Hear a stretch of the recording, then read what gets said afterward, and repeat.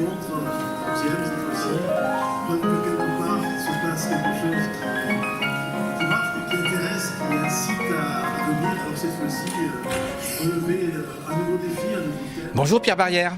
Bonjour Claude Tran.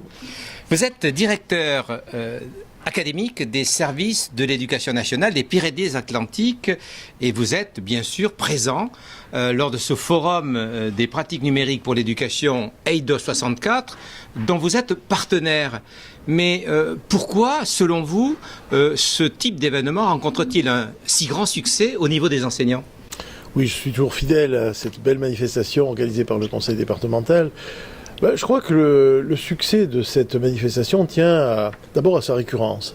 En fait, il est attendu. Les enseignants qui finalement en ont entendu parler, en ont entendu dire du bien, finalement ont plaisir à venir échanger des expériences, prendre des idées, enfin bref, participer à quelque chose qui leur apporte quelque chose et qui est finalement vu comme un événement précieux. Je crois que le grand succès qui ne se dément pas, qui est l'amplification constante de l'effectif, montre clairement que ça répond à une attente.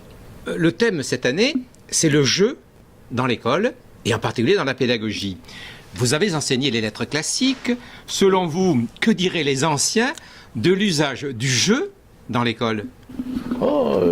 C'est une idée ancienne quand même, quand on a regardé d'un peu près. C'est vrai qu'on aime bien que dans l'Antiquité, que les sages, les savants soient sérieux.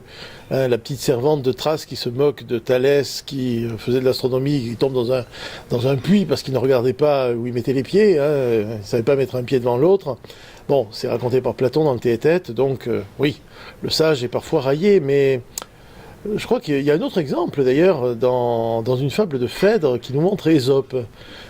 Ésope qui jouait aux noix avec des enfants, et dont un spectateur s'était moqué, en disant « qu'est-ce que c'est que ça c'est pas sérieux, en quelque sorte. » Et cette fable de Phèdre montre Ésope reprenant son contradicteur, en lui montrant un arc non tendu, en lui demandant ce que ça lui inspirait. Et finalement, comme l'autre était un peu resté interdit, la leçon est un peu la suivante. Oui, mais un arc qui est toujours tendu, il n'est pas forcément en pleine possession de ses moyens pour remplir son objet, faire son effet, alors que s'il est détendu et qu'on le tend pour l'usage, là, ça va être bien meilleur.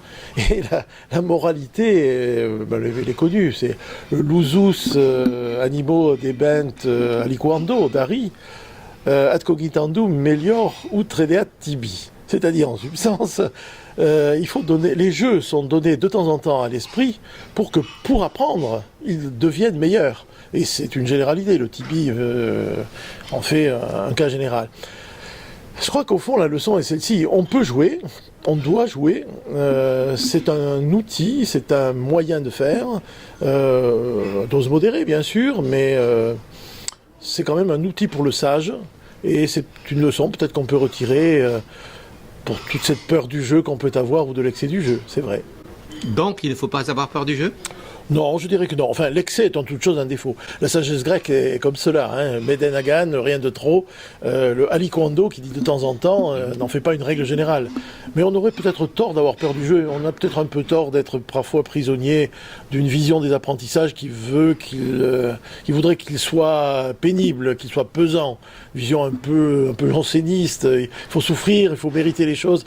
Oui, sans doute. Mais le plaisir de l'effort, le plaisir de la découverte, par le jeu, ça peut être un excellent détour, en tout cas, dont le pédagogue ne doit pas se priver. Alors, le jeu dans l'école, un peu, beaucoup, passionnément, à la folie ?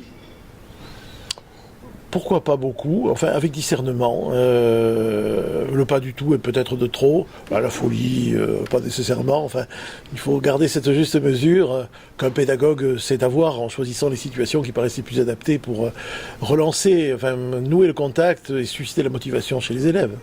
Merci beaucoup Pierre Barrière. Merci à vous.